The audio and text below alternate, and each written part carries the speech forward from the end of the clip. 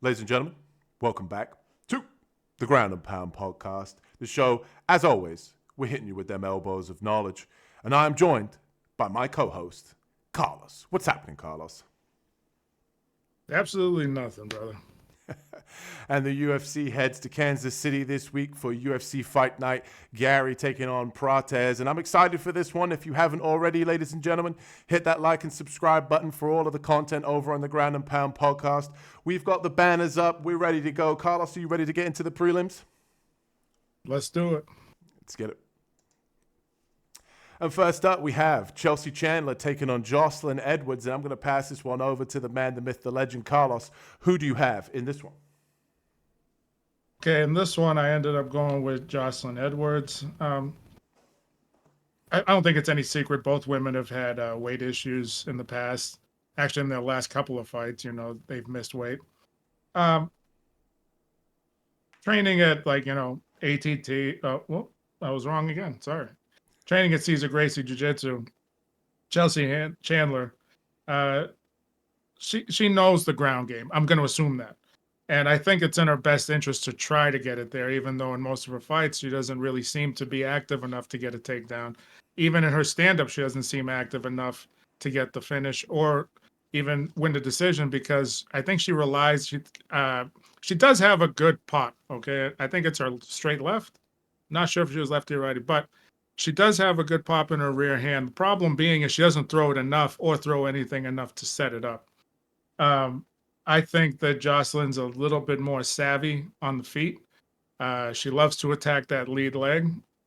Chandler does come in pretty heavy on her lead leg. Like I was saying earlier, it would be in her best interest to try to get it to the ground and use some of those skills, maybe some ground control. If she actually is, pretty proficient on the ground, or get some bit of ground and pound, something to get Edwards to the ground. I don't really see that happening. Edwards does have heavy strikes. She does stand directly in front of her opponent, so it leaves Chandler open to landing something to change the tide of the fight. Either way, I just see that Edwards has good takedown defense. I don't see Chandler being able to get it to the ground, and I think Edwards probably gets the decision in this one. She's just more skilled on the feet. Yeah, I definitely agree with you. I think Edwards is definitely the better fighter in this matchup overall. I think Chelsea Chandler relies a little bit too much on being a weight bully, and I think that she's not necessarily that athletic either, so she doesn't have means to get fights to the ground. And as I said in my quick picks video the other day, that I did think that Edwards' weakness is Chelsea Chandler's strength in this particular matchup, but I don't necessarily think it's going to play a factor here. I think Edwards' speed is just going to be enough to keep her evasive, win the fight on the feet with the striking. And Chelsea Chandler is also pretty hittable. She is kind of a slow, plodding, sort of orc-looking fighter.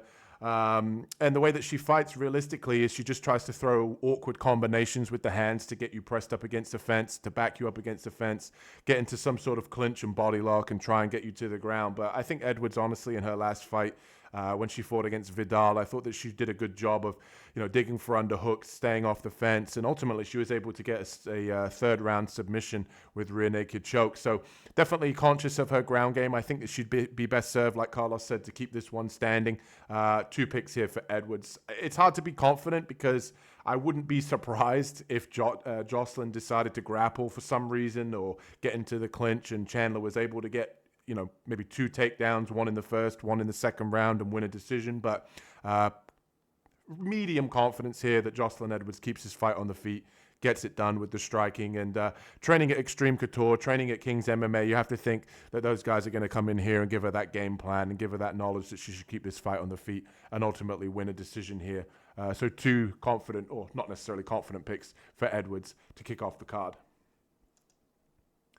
And next up, we have Roberto Romero taking on Timothy Cuamba. And I'm going to pass this one to you, Carlos. Who do you have in this matchup? Well, both looking for their first UFC win. I'm going to take Romero. I think out of the 2, he's a little bit more well-rounded of the 2. He's actually able to finish it anywhere, on the feet, on the ground. He can go the distance. My whole thing is Timothy Cuamba, he's actually very skilled on the feet. So when it comes to variety of striking, I give it to Cuamba. I think he's pretty talented in that regard. What he doesn't have is a lot of the power that Romero has, and I don't think Romero has big power. I just think he's pretty much steak and potatoes. He comes at you if he sees an opening, he'll hit it. If he doesn't see an opening, he's going to create one, and he's going to try to hit you anyway or take you to the ground. A lot of his shots aren't very finesse. A lot of his movement isn't finesse. It's straightforward, straight back. He changes angles, goes to the body, comes up top. Nothing flashy. Cuamba, he does go to the body. He likes to move, kind of likes to pepper with a jab as he's moving around. He will go to the ground if he has to. He doesn't really need to. Most of the fights, when he's trying to get it to the ground, he's not very successful. So I wouldn't really try it if I were him against Romero. He does like to attack the body. Problem being is you're going to attack the body with someone that is not trying to out-finesse you. He's going to create that opening because when you change levels to go to the body, you're going to leave that head wide open. Romero loves to rip hooks to the body, loves to rip them to the head. So now you're giving him an easier target. Yep, I'm taking Romero on this one.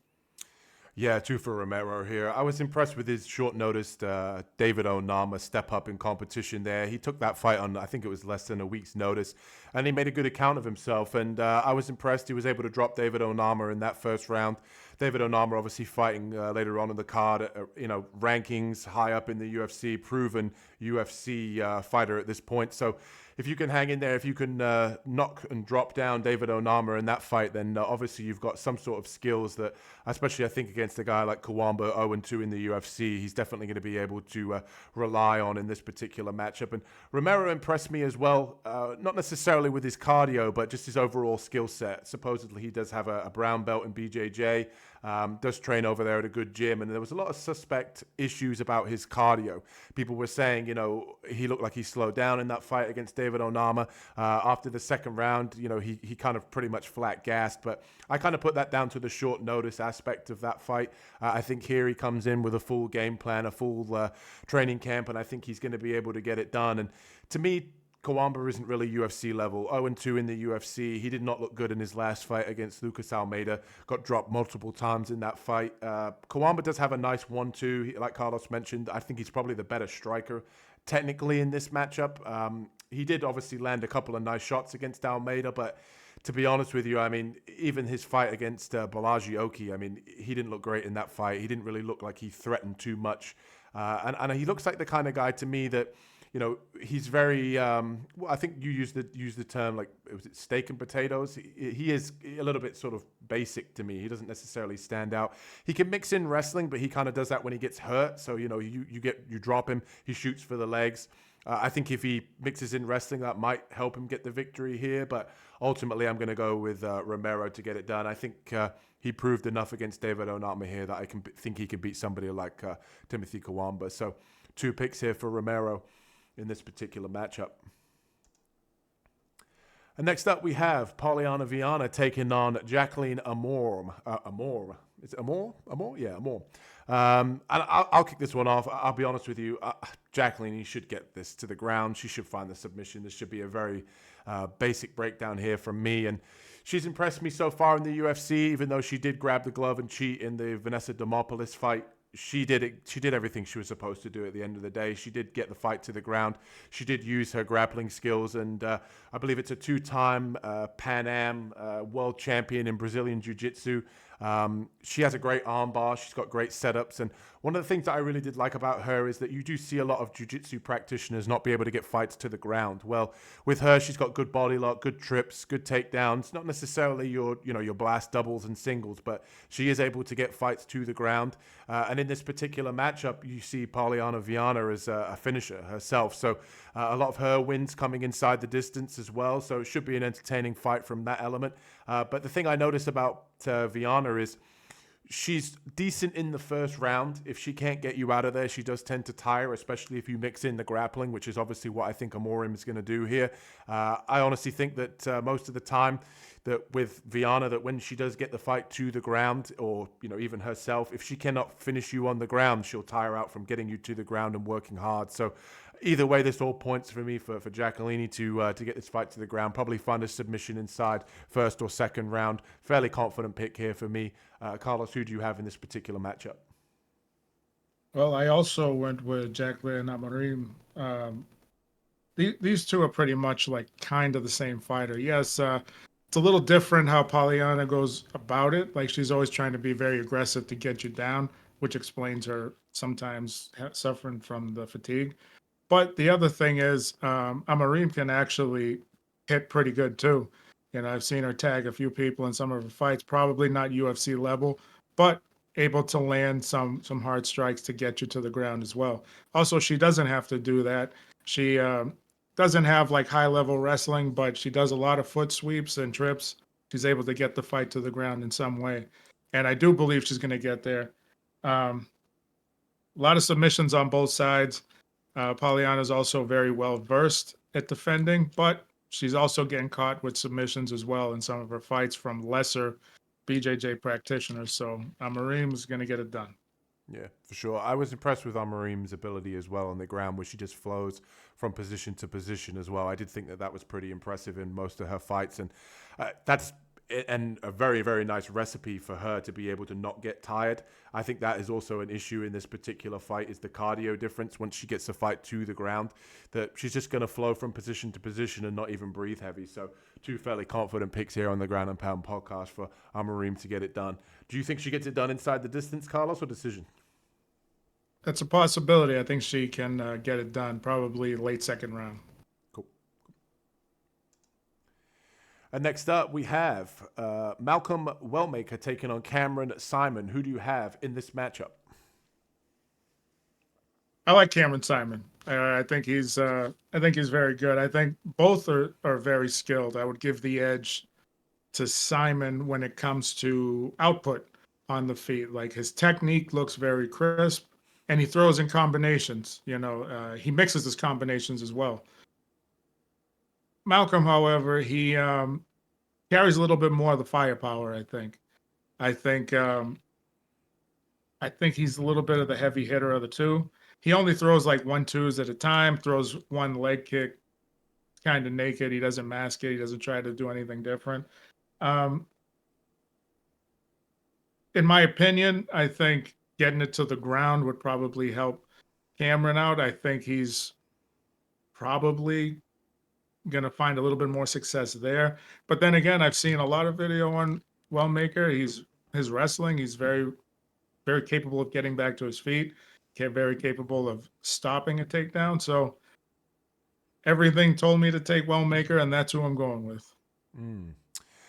Yeah, the way I would explain Cameron Saaiman as a UFC fighter to me is that he's a jack of all trades, master of none. Like he can grapple, he can box, he can strike overall. His cardio is pretty decent. You know, he trains with DDP, but nothing really sort of stands out to you. And the one thing I think in this matchup that does stand out to me is Wellmaker's power. Obviously, in the Contender Series, we saw him have that step back right hand KO. I believe it was against an English boxer. I forget the guy's name, but pretty impressive KO. And he also had that viral knockout as well on Masvidal's promotion. And he does look like he could have a decent pop and some decent future ahead of him. But I'm actually going to pick Cameron Saaiman in this matchup. The reason being is just because I think he's going to bounce back from that Peyton Talbot loss. He obviously can take a shot. He showed a lot of toughness in that particular fight.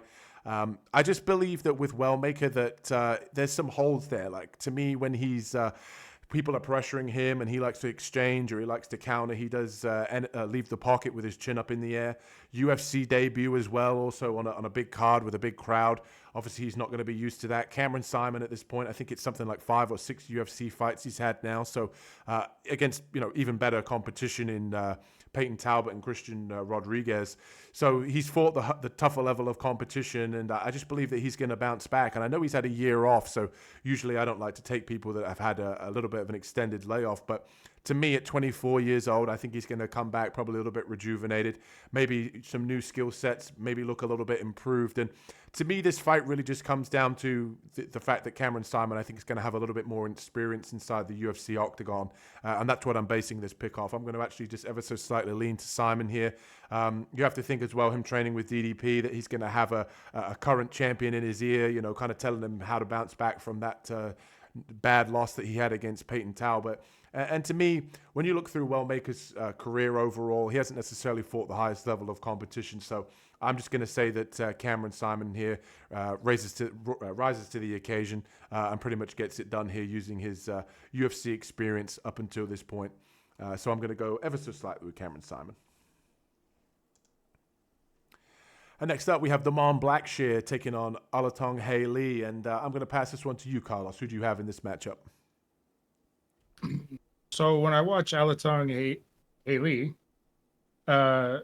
he's very patient, looking for openings on the feet, and it comes at a cost as well. I think that sometimes that's what cost him some of the victories that he could have had, and the reason being, I assume, is because for that weight class, he's kind of bulky for that weight class. So he doesn't have a lot of output, which makes me think maybe he's going to gas. Maybe that's why his volume is a little lower than everybody else. Maybe he hits that much harder than everybody in division once he connects. I don't know, but he has a hard time creating openings. He just kind of bulls an opening if it's there. Never really looking to go to the ground. Sometimes I'm thinking maybe he has a very good background in jiu-jitsu or some type of grappling. I don't know. I just didn't see it in the videos that well. But for bantamweight, I think on that 5'5", 5'4" frame, I think that's what keeps his activity down. And I think that's what's going to benefit DaMon Blackshear when it comes to the reach. I think he's going to use a little in and out pop, trying to get him to commit on a pull. Once he comes in, I think DaMon's probably going to look to take this to the ground and probably get it done down there. I actually feel pretty confident about this one. If he stays heavy grappling, stays outside, keeps distance striking, I feel that he'll get the submission probably in the second, maybe the third. But I'm going with DaMon Blackshear.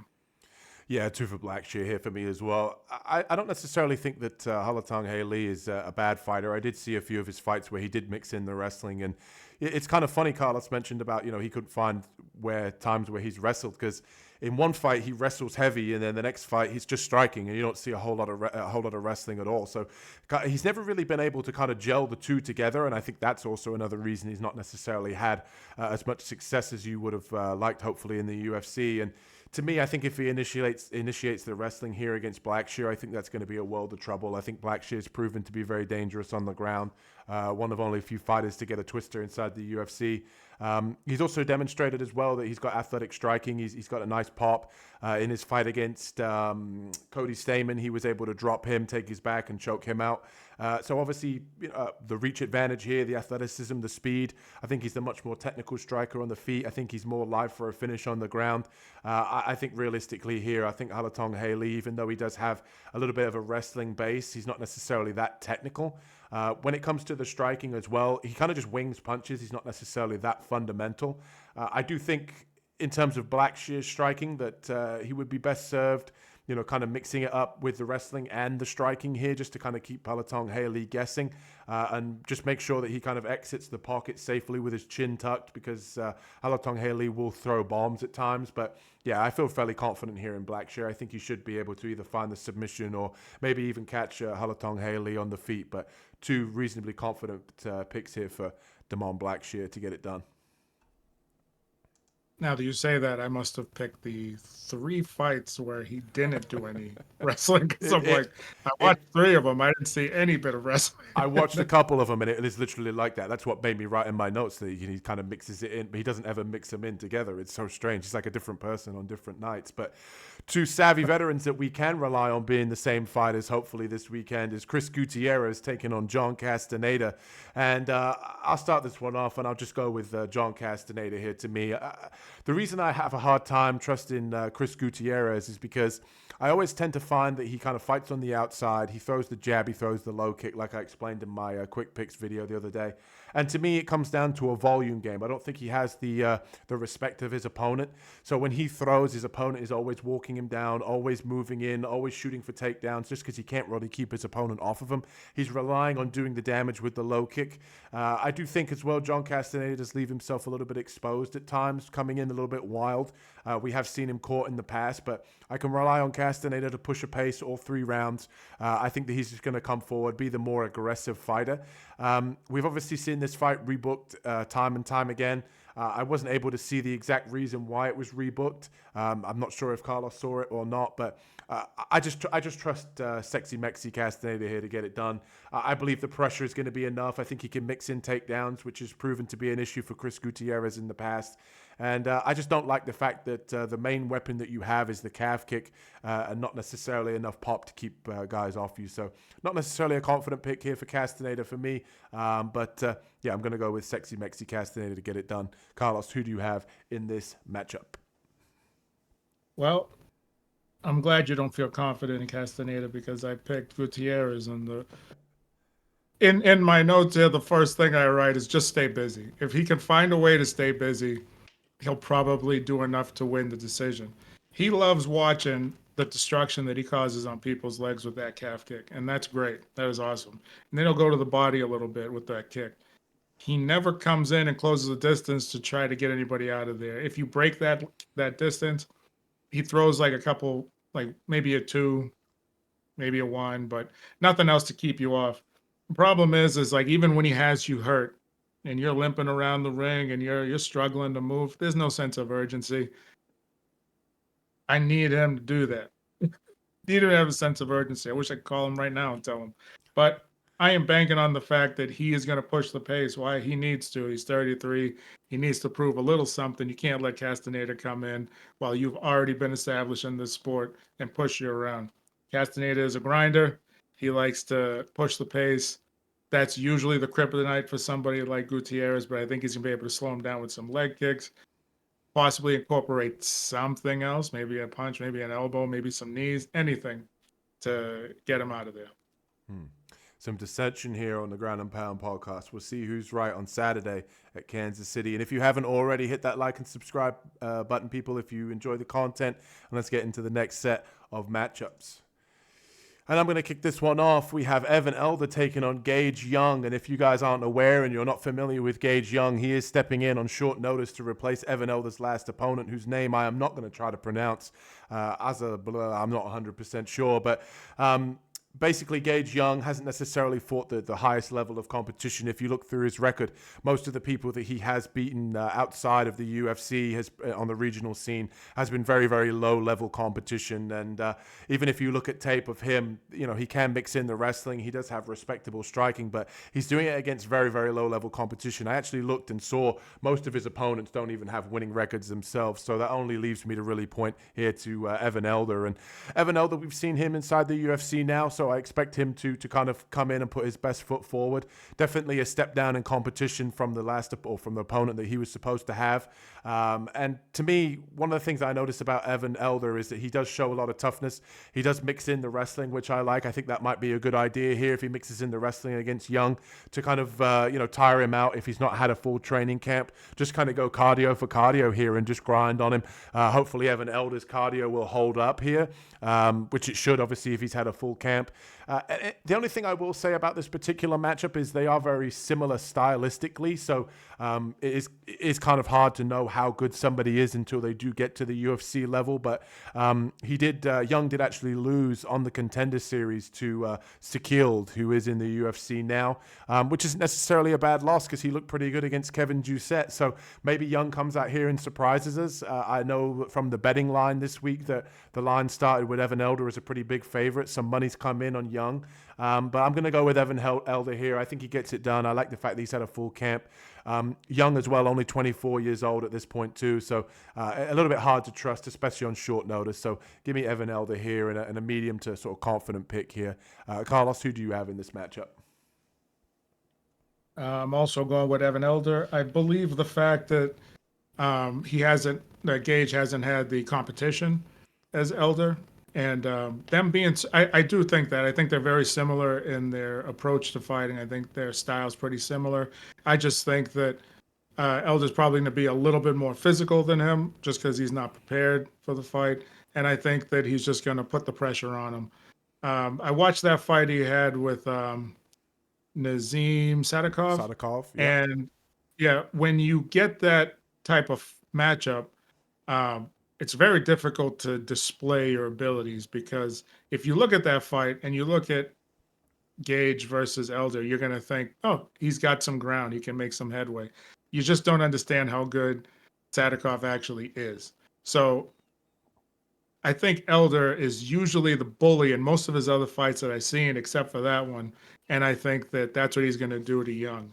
I think Young has some promise. I think he's going to be pretty good to get to stay in the UFC, but I just don't know if that's going to be on this night. I don't think he's going to come out on top. For sure, for sure. Two fairly confident picks there for Evan Elder in this matchup.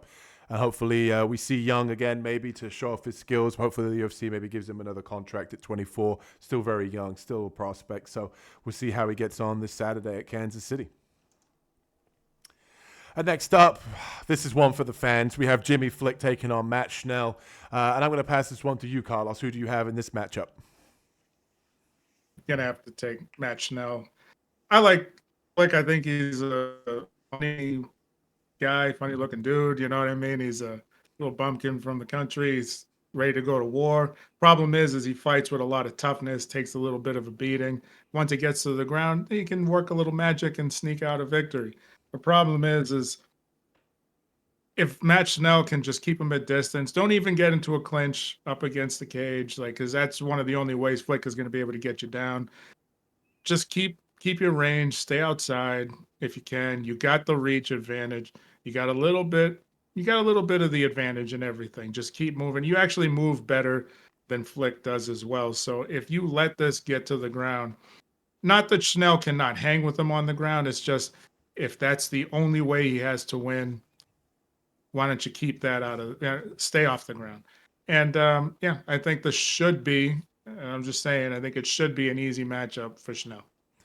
Yeah, I agree. I'm going to go with Matt Schnell here. I'm not very confident, though. I almost thought about picking Jimmy Flick. That's how not confident I am in Schnell. And we've seen with Jimmy Flick, the guy is a wizard on the ground, flying armbar or flying triangle. I forget which one it is, but highlight reel finish in terms of submissions. And like Carlos said, he can be a little bit chinny at times. He does get hit a lot. He does rely on his toughness, not necessarily the best striking. And he always relies on getting fights to the ground, but doesn't necessarily have the wrestling to get it there. And the thing with Matt Schnell, that just to let everybody know, on Saturday when I'm watching this fight, if you are, rooting for Matt Schnell or if you're rooting for Jimmy Flick, just know I will be screaming at my television if Matt Schnell decides to shoot a takedown.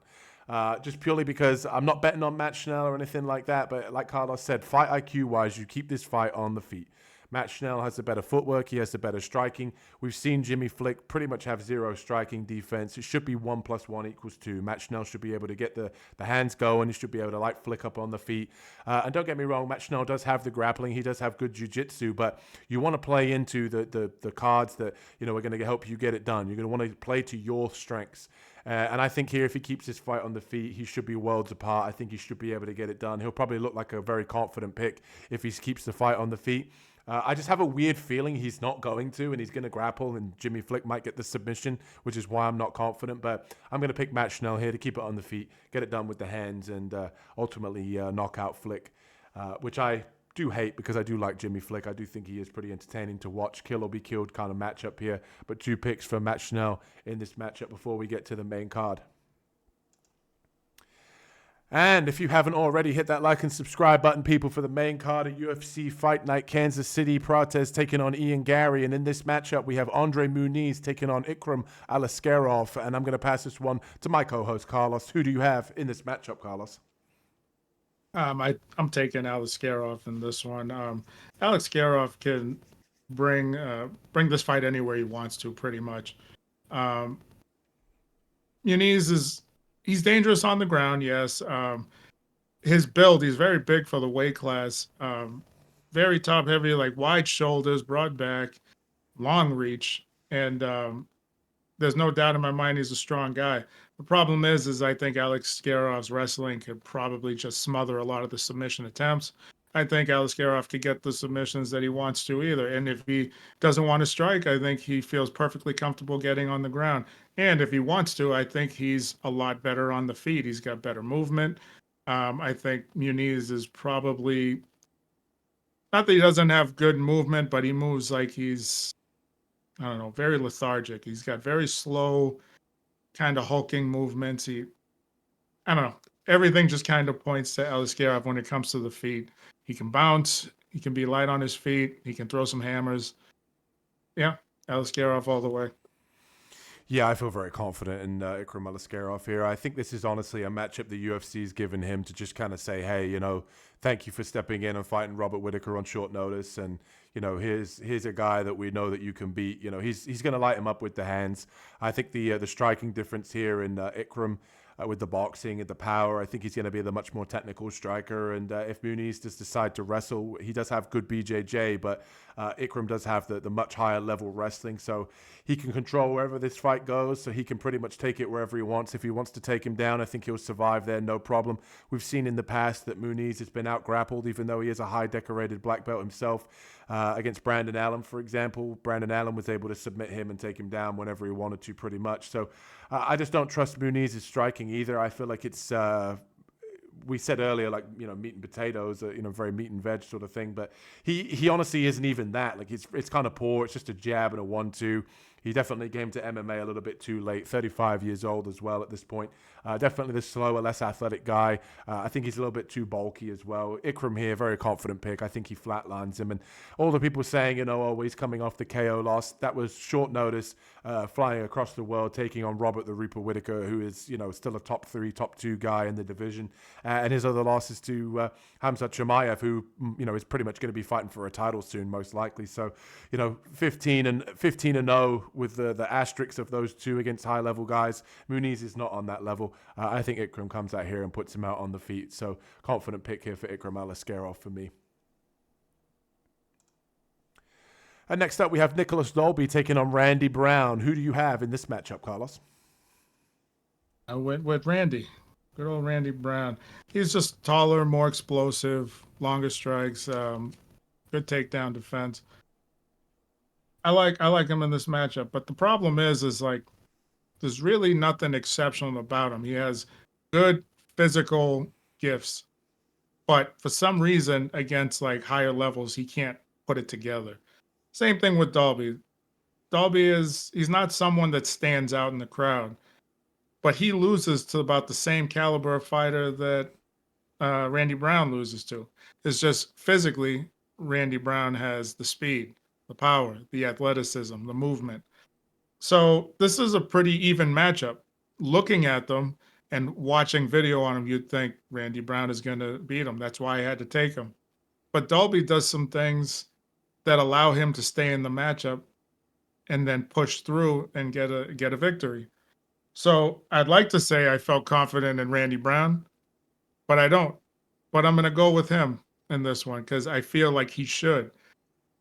Dalby doesn't do anything spectacular. No great footwork, no good head movement. He has pretty good ground game. You know what I mean? Like, I don't even think he can get it there because I think that Randy Brown is good at keeping himself on the feet. I've seen Dalby control guys on the ground as well. So if he's able to get Randy down, I think he can cause a problem for him. But I also don't think he's going to be able to do that until Brown gets tired, which would probably be around the third round. By that time, I would expect Randy Brown to have won the first two. So I'm going to take Randy Brown, but I'm definitely not confident in it. Yeah, and also as well, I'm actually going to pick Randy Brown as well, but I kind of agree with what Carlos is saying here. It's hard to be confident, especially with the Bryan Battle fight that we just watched. So Bryan Battle pretty much showed us the game plan in order to beat Brown, and that's to hold him up against the fence. And wouldn't you know, that's exactly what Nicolas Dalby likes to do in a lot of fights. He gets into the clinch, he holds people up against the fence, and just kind of makes fights grindy and dirty. If you notice as well, when he breathes, he kind of breathes very heavy in and out. That's part of his game plan. That's part of his training. He's not having some sort of seizure in there. So if you do notice that on Saturday, don't be alarmed. But I'm going to go with Randy Brown purely because of the fact as well that, Dalby is coming off of, not necessarily a crazy performance or anything like that. He was able to 10-8 what's his name, Fakhretdinov in their last fight, but he did lose the first 2 rounds, and I just believe that Randy Brown's going to be able to implement a similar game plan here, keep this fight at range, land the better strikes. He's the more athletic, more crisp striker on the feet. I think he's going to have success here. I'd like to see him get out of the clinch a little bit with more urgency than what he did in that Bryan Battle fight. Brian Battle did miss weight in that fight, so I kind of think that maybe that the extra, weight and size that he had in that fight might have helped him to hold Randy Brown up against the fence. Hopefully he learns from that loss, and he's able to get off the fence here, keep this fight at range, and beat up Dalby with the jab and the low kick. The one thing I will say as well is that Dalby is definitely live inside the third round. Just because of his cardio, just he's able to push a pace. I'm not sure if we haven't seen him for a while because he was injured or whatever the case may be, but pushing 40 at this point, I don't necessarily like him in any matchup, but I wouldn't be surprised here if Randy Brown's even able to time a shot as he comes into the clinch, because Brown knows what he wants to do. He knows that Dalby wants to get in the clinch and come at him, and maybe he might leave himself exposed and get countered here, but I'm going with Brown here. I think that his striking is going to be enough. Just stay off the fence, and hopefully he's done the road work for his cardio to hold up in this matchup as well. And next up, we have Michel Pereira, the always entertaining Michel Pereira, taking on Abus Nurmagomedov. And I'm going to pass this one to you, Carlos. Who do you have in this one?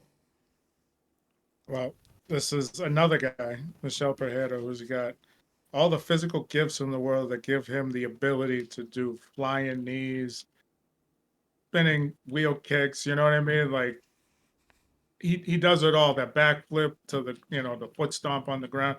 He's unbelievable, all the athleticism that he has and the talent. The problem is that if he can't finish you in the first round, he's kind of got nothing in the second because he throws everything with such ferocity in the beginning. So whether he hits you or he misses you, he's going to be gassed by the end of the first, which would kind of play into Abus Magomedov's game plan, where it's like, all right, if I can just get out of the first, but we've seen him get hurt plenty of times in the first round. And if Pereira can hit you in the first, especially somebody like Abus, he could probably get him out of there. So I'm not very confident in this one, but Abus is not going to be able to take him down in the first round. And he may not even be able to take him down until mid-second round. Although he does have the wrestling between the two, Pereira is just a very big 185er. And I'm going to give it to Michel Pereira. I feel that he's going to sting him with something in the first and probably be able to get him out of there. That's not to say that Abus is a horrible fighter. It's just in the first round, he's very hittable. And after that, he starts to set in and get his groove. It may be too late in the first round to take that shot. So, yeah, I'm going with Pereira.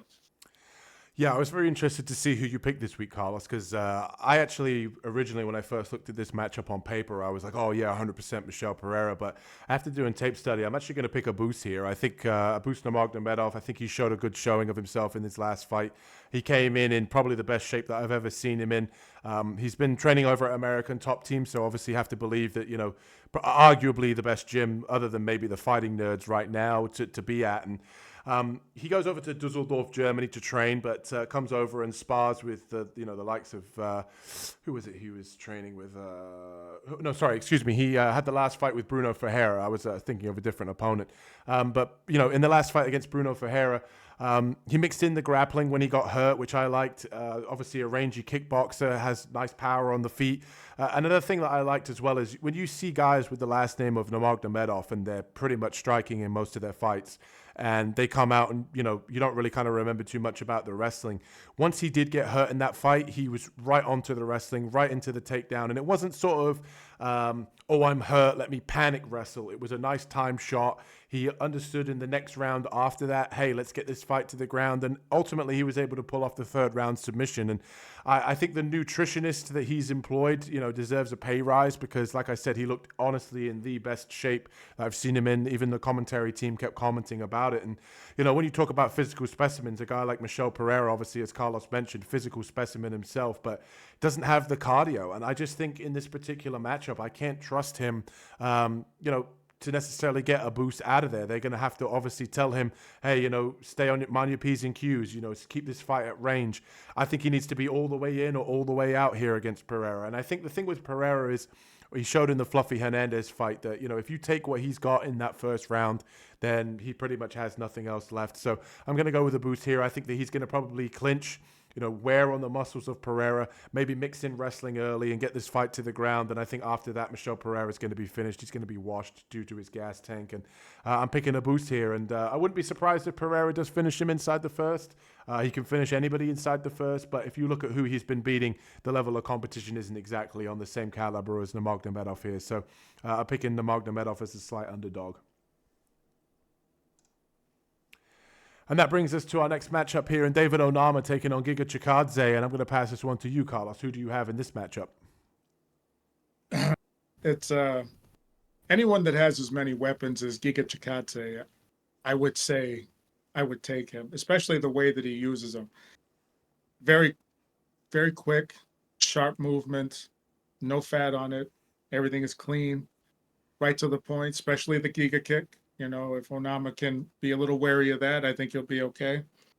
What we've seen in the Cavalcada fight was the fact that if you could stay in boxing range and you can use those punches and those elbows, you can take him out of kicking range and kind of make him a little, ineffective. And I don't know if Onama has the ability to be a dog like Calvin has in the past. But the problem is like, okay, so now you can withstand the force of the first attack from Giga. Can you land that straight right hand? And the problem being sometimes is that Onama's got the hammers. He can land them on you. He got some good pop. The thing is sometimes his delivery looks a little sloppy. Not that the technique of the punch looks sloppy. Maybe it's just fatigue sometimes and he's fighting through it, but his legs look a little awkward sometimes when he's throwing. And in turn, his strikes come out. They look looping for straights, not just because he has long arms, but I don't know. I don't know how to describe it, but I'm looking at it and I'm like, he throws a lot of punches sometimes to be able to land that one to get you out of there. And can he land that on Giga? I think basically Onama being busy is going to be able to help him land it at some point because Giga's going to throw in the first round. He'll throw in combination. If he does that, he's going to get tired in the second. That's going to leave Onama to throw a couple more punches, a couple more strikes. He loves to throw that lead leg to the kick, that kick to the lead leg, excuse me. Just had a stroke real quick. And he loves to hit some space and sometimes throw that little side kick to the leg. What do they call that? The oblique kick every now and again. I like that strategy. But the problem is Chikadze, if he just wears himself out in the first round, he's gonna get caught with a hammer. I think probably the best thing to do is just go into the fire if you're Onama. You can withstand some of those punches that Giga's got coming. You can probably stay safe from that Giga kick to the body, and I think you can get him out of there. I think he's got enough on his strikes to put Giga away, which is very weird because Giga is a very talented guy as well. So I don't know why I'm thinking Onama's going to put him away, but I think he's going to actually get a finish in there. Yeah, you took the words right out of my mouth when you explained about how to actually tackle a guy like Giga Chikadze, and I think Arnold Allen and Calvin Kattar did the exact thing that you need to do: pressure, get into boxing range. I had that written down in my notes. I think I pretty much agree with you here. And training out of King's MMA, obviously good training partners and a good gym to be at. But I just think that Giga has kind of come through MMA a little bit too late. I think in 2025, if you're one-dimensional like he is, pretty much just a striker, kickboxer, with flashy kicks, I think it's going to be a tough night for you, especially when you rise up into the higher level guys. And I think with David Onama, I think he's proven that, he is a skilled guy. He does kind of, have a little bit of slow starts sometimes. I think that's probably why he got caught off guard against Romero in that short notice fight that we talked about earlier. And the thing I notice about David Onama is that, once he's kind of into the fight, he does have, absolute sledgehammers for fists. And, he does like to throw a lot of combinations with the hands. He does have one-shot power, which I think is going to be a big factor here against Giga. I think him training over with Mark Montoya over in Denver, his cardio's improved drastically. He can push a pace. He can throw a ton of volume. And I think, honestly, he just needs to, get Giga on the back foot. We saw in the Arnold Allen fight, Giga was constantly moving side to side, backwards. And because of that, his cardio was just being drained. And after, sort of midway through the second round, you can visibly see how tired he was just from kind of backpedaling and moving around on the outside. And I think here, if Onama, kind of does that exact same game plan, I think he has the perfect skill set here to find the chin of Giga with his powerful strikes, with his boxing. And I feel like Denver, Colorado, I think it's going to do wonders for David Onama with his cardio in this particular matchup. And I think he gets it done here with sort of volume and pressure and using his boxing. I think two confident picks here for David Onama. And the one thing I wanted to let you know, Carlos, as well, is Giga Chikadze is actually the underdog in this matchup. And I originally kind of had to look at that twice when I looked at that at the start of the week. It kind of confused me a little bit. I was thinking, Giga Chikadze, But after you do the tape study, it kind of makes a little bit of sense. I think a lot of the strengths of David Onama are pretty much the weaknesses or the game plan, as Carlos and I explained, of Giga Chikadze. So two confident picks here for David Onama to get it done. And that brings us to our co-main event. And if you haven't already, hit that like and subscribe button for Anthony Smith taking on Zhang Mingyang. And honestly, very, very easy breakdown here for me. I think Anthony Smith should have probably have retired at this point. I think that he's taken far too much damage. I question his heart in terms of his mental fortitude to continue fighting in MMA. I think he should stick to the podcasting. I think he should stick to the analysis he does for the UFC. Guys like Zhang, 18 wins, 18 finishes. And one of the things I really like about Zhang in this particular matchup here is he throws in combinations. So it's not necessarily the first or the second punch that lands. It's the third or the fourth that he throws. And I think in this particular matchup with Smith, Smith to me, is very much a washed version of himself. I think, honestly, the fact that he's not retired up until this point to me is astonishing. I don't know if he needs the money or what, but a guy like Zhang, I think he puts him out early. I think Zhang's a born natural finisher. And a lot of people have talked a little bit about this week about how Anthony Smith's, black belt in BJJ, he was able to catch Petrino in the guillotine. Well, I've seen fights with Zhang where wrestlers have taken him down. He's been able to sprawl, take the back, get the hooks in, flatten him out, beat him up on the ground, and choke him out. So I don't have any doubts that Zhang's grappling is credentialed and good enough to be in the UFC and take on a guy like Anthony Smith. But I don't even think it gets to the ground. I think Zhang's going to put him out on the feet. I think we're going to see Smith looking up at the lights here, and I'm fairly confident in Zhang to get it done here. 10 years younger than Anthony Smith. I think he gets the knockout here. What about you, Carlos? Oh, boy. I like Anthony Smith. I think he's like you're saying, like a good podcaster, good commentator, color person, whatever you want to call him. But I feel like he's given up on himself in the competitive nature of fighting. I think he's beaten himself sometimes before he gets into the ring, so like he doesn't really want to be there. But he takes it on short notice. This one, probably not. But the issue being is Zhang is a guy who's got a lot of talent. He's coming up. He's young. He's hungry, and he packs a heavy pop too. You know what I mean? He's getting guys out of there. He's finishing them. Granted, are they the best names of guys? No. Anthony Smith is probably be the best name of talent that he's got. The problem is it's not his fault that Anthony Smith is probably going to be an easy matchup for him. I've heard some podcasts talk about Anthony Smith having some veteran savvy, being able to take Zhang into some areas of the fight where he's not comfortable in. I don't see that happening. I don't see him having the wrestling to bring it down to the ground where he's got his strength. And I don't see him winning in the striking, where Anthony used to be, not that he was dominant, but he could definitely rip your lead leg and then he could put some work on you on the feet, but I don't think he has that in him. So this one was very short for me too. I'm going with Zhang in this one. Yeah, for sure. And I do like Anthony Smith. I do think he is a good color commentator, but in terms of a fighter, not necessarily seen his best recently. And that brings us to the main event of UFC Fight Night Kansas City. Prates taking on Ian Garry. And I'm going to pass this one over to you, Carlos. Who do you have in this matchup? Well, before I get into that, I think Ian Garry kind of, I think his movement is going to be a big problem for Prates in this matchup. Garry has a good way of slipping in and out. He's got pretty quick feet. He's pretty long and rangy, although the reach and the height is, the The reach is obviously more for Prates.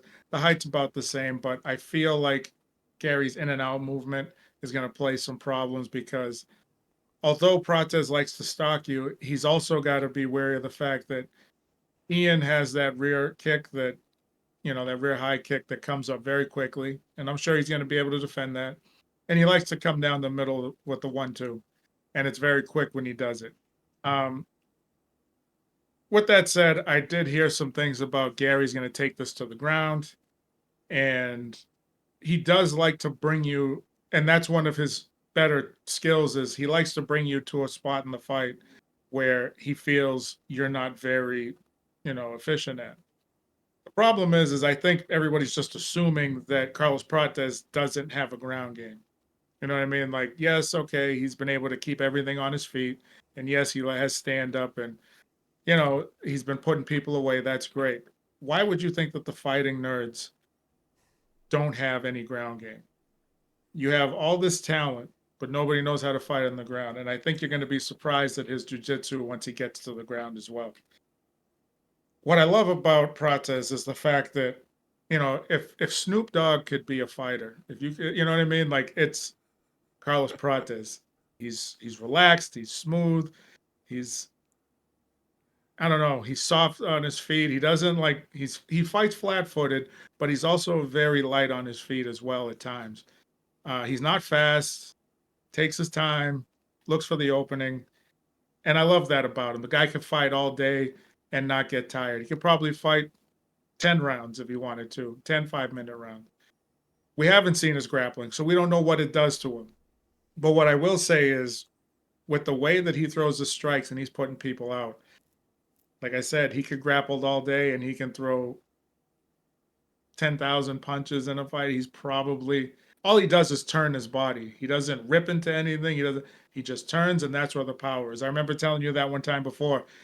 You don't have to run full speed into a door to knock yourself out. You just got to walk into it, and people walk into windows and knock themselves out all the time. That's what he has, that God-given turn, turns his body into it, doesn't rip, doesn't yell, doesn't scream, whap, and he's putting people out. That's going to be a problem for Garry because I feel he's going to time him on his in and out coming in, and he might catch him with something. Not a big kicker. He hasn't been ripping anybody's legs or anything, but Garry likes to do that as well. I went with Carlos Prates because although I see Ian Garry possibly someday being a champion, at this moment right here, I don't know if he's going to be able to handle the pop that Carlos Prates brings. Okay, what was that guy that he just fought? Shavkat. Shavkat is a tough guy, and he can hit pretty good. He doesn't hit like Prates, and he was able to hit Ian Garry. So Garry was trying to do everything to take this to the ground, stay off the ground, because then Shavkat was able to wrestle him to the ground. You know what I mean? So it's like, what's your strength, Ian? Like, what are you going to do? I feel that if he takes him to the ground, he's going to be unpleasantly surprised at how well Prates is on the ground. And I feel that on the feet, he's got the one up on him right now. So Garry's going to have to fight and move, and every movement is going to have to be 100% efficient to get the victory on this. And I don't see that happening when someone has that Prates has. So I'm going Carlos Prates in this. Mm.